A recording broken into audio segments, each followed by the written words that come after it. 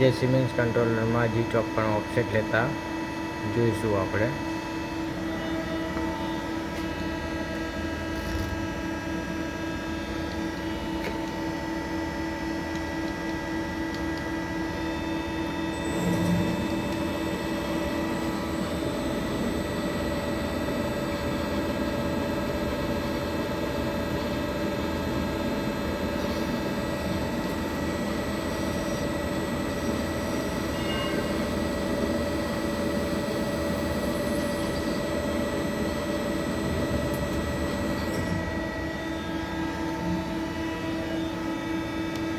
સૌથી પહેલાં જે પીસમાં ઓફસેટ લેવાનો હોય ત્યાં ક્લીન કટ મારીને work offset G54 work piece